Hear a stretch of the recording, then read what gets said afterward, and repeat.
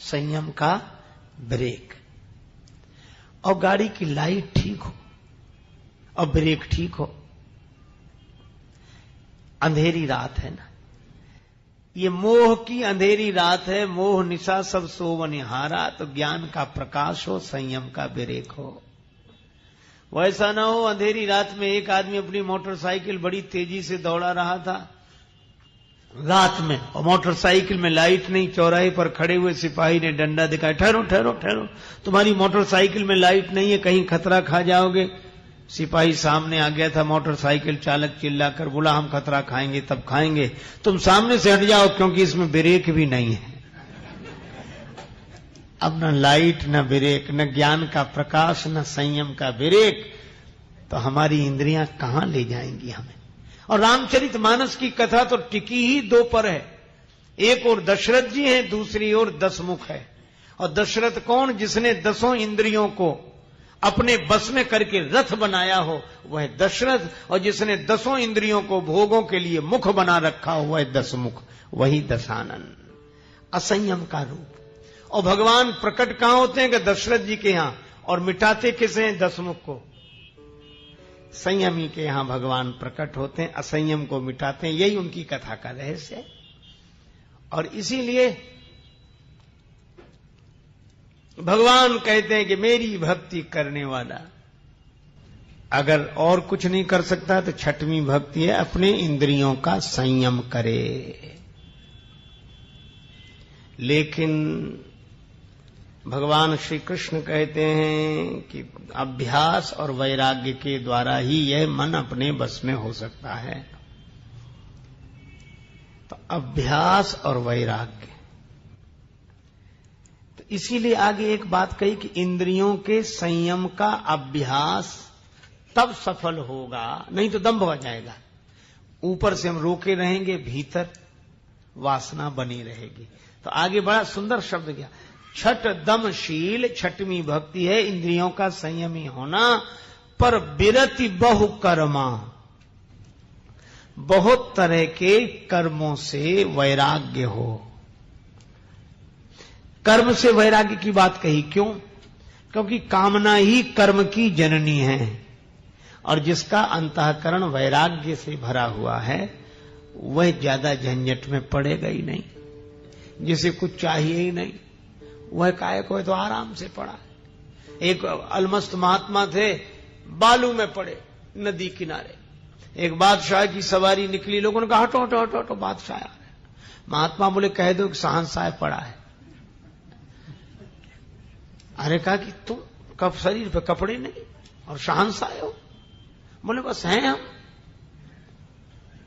तो बोले हट जाओ ना। बोले क्यों हटे? हम तो बादशाह के रास्ते में गए नहीं, वो क्यों आया यहां? बात बादशाह तक पहुंची, बादशाह आए, कहा तुम शहंशाह कैसे? महात्मा ने कहा और तुम बादशाह कैसे? बोले हमने कई देश जीत लिए। बोले फिर कहां जा रहे हो? बोले एक देश और जीतना बाकी है। फिर क्या करोगे? बोले उस देश को भी जीत लेंगे, फिर आराम से सोएंगे। महात्मा बोले तुम तब सोओगे, हम अभी सो रहे हैं। तुम तब सोओगे, हम अभी सो रहे हैं। और एक बात और है, क्या? तुम शायद सो भी ना पाओ, तुम शायद न सो सको, क्योंकि इच्छाओं की यात्रा पर गए हुए व्यक्ति लौटकर आ ही जाएंगे, यह जरूरी नहीं है। इच्छा का अंत नहीं होता। एक महात्मा बड़ी अच्छी बात कहते थे, मैं दोहरा रहा हूं, पहले भी आपसे कहा है, पर मुझे वो पंक्तियां बहुत अच्छी लगती हैं। वे कहते हैं, चाह पैसों से आनों में आती रही, चाह आनों से रुपया बनाती रही, चाह रुपयों से नोट भुनाती रही, चाह नोटों से कोठी चुनाती रही, चाह कोठी में मोटर मंगाती रही, चाह मोटर से होटल में जाती रही, चाह होटल में बोतल खुलाती रही, चाह क्या क्या न करती कराती रही। अरे चाह पाली जिन्होंने वो पीले हुए, और चाह छोड़ी जिन्होंने रसीले हुए, और चाह जर से लगी जी जरा हो गया, और चाह हरि से लगी जी हरा हो गया, और चाह उनकी हमको हरदम चाहिए, और वो अगर चाहें तो फिर क्या चाहिए। चाह के संदर्भ में मुझे एक और बात याद आई। साकेतवासी पूज्य चरण परम श्रद्धेय गोस्वामी श्री बिंदु जी महाराज की बड़ी अद्भुत पंक्तियां, अलौकिक पंक्तियां हैं। उन्होंने लिखा, गैर मुमकिन है कि दुनिया अपनी मस्ती छोड़ दे। गैर मुमकिन, असंभव है, गैर मुमकिन है कि दुनिया अपनी मस्ती छोड़ दे, इसलिए दिल तू ही ये बेकार बस्ती छोड़ दे। और खूब तरसाया है तेरी ख्वाहिशों ने ही तुझे, और तू भी अब इन ख्वाहिशों को कुछ तरसती छोड़ दे। इच्छाओं ने ही तो तरसाया है। वे तो भगवान से भी कहते हैं, इश्क एक तरफा में यूं मशरूर हो जाऊंगा मैं, और श्याम तुम होगे क्षमा काफूर हो जाऊंगा मैं। और मैं अगर मांगू जो तुमसे, मुझको तुम देना न कुछ, वरना फिर प्रेमी नहीं मजदूर हो जाऊंगा मैं अगर चाहूं तो चाहूं, तुम न मुझको चाहना, तुमने अगर चाहा तो फिर मगरूर हो जाऊंगा मैं अगर देखूं तो देखूं, तुम न मुझको देखना, तुमने अगर देखा तो फिर मशहूर हो जाऊंगा मैं। और अंतिम पंक्ति बड़ी महिमामयी पंक्ति है, बहुत हृदय द्रावक पंक्ति है। पूज्य गोस्वामी जी अपने बिंदु नाम का बहुत सुंदर ढंग से प्रयोग करते हैं। मैं अगर तड़पूं तो दृग से बिंदु टपकाना न तुम, वरना आंखों से तुम्हारे दूर हो जाऊंगा मैं। यह बिरति बहु कर्मा, क्या चाहिए? तुम अगर चाहो तो फिर और क्या चाहिए? श्री प्रहलाद जी से भगवान ने कहा कि कुछ मांग लो। प्रहलाद जी बोले, अगर देना ही चाहते हो तो यही दे दो। क्या मांगने की इच्छा ही पैदा ना हो, कुछ नहीं चाहिए। महाराज मनु शत्रुपा से भगवान ने कहा, बोलो क्या चाहते हो हमसे? मनु जी बोले, हम तो आपको ही चाहते हैं, आपसे क्या चाहिए? आप मिल गए, सब मिल गया, जहां राम तहां काम नहीं। बिरति बहु कर्मा, बहुत तरह की कामनाएं मन में ना हो तो बहुत तरह के कर्म प्रपंच में जीवन नहीं जुड़ेगा। बिरति बहु कर्मा, वैराग्यवान होना चाहिए। तो पहली बात तो कही कि वैराग्यवान कब होगा? बोले इंद्रियों का संयम हो और मन में वैराग्य हो। यह छठवीं भक्ति है, छठ दमशील बिरति बहु कर्मा। इंद्रियों पर संयम हो। अब नाथई अनुराग जाग, जड़ त्याग दुरासा जीते, बुझे कि काम अग्नि तुलसी, कहूं विषय भोग बहु घीते। अच्छा, एक बात और कह के फिर आगे बढ़े। एक राजा के पास एक बकरी थी। राजा कहता था, इस बकरी को जो तृप्त कर दे उसे 1000 रुपए इनाम। बड़े बड़े लोग आए, दिन भर बकरी को चराते, खूब चराते, शाम को लाते। राजा कहता, मैं परीक्षा करूंगा। हरे पत्तों की एक डाली दिखाता वो राजा बकरी को। तो बकरी की तो आदत है, चाहे जितना पेट भरा हो, हरी हरी पत्ती दिखी तो मुंह मारने की आदत। ऐसे जो करे, राजा कहता, देखो रह गई भूखी, कोई तृप्त नहीं कर सका। एक महात्मा किसी के यहां ठहरे हुए, तो उन्हें पता लगा, बोले सवेरे मैं जाऊंगा। राजा ने बड़ा स्वागत किया। महाराज आप कैसे? बोले आपकी बकरी को तृप्त करने। बोले आप काहे को झंझट में पड़े हो? महात्मा बोले, हमारे अलावा कोई कर भी नहीं सकेगा, तुम दो बकरी हमको दे। ले गए महात्मा, एक हरे पत्ते की डाली ले गए। वो राजा वही दिखाता था, और बकरी को तो आदत थी।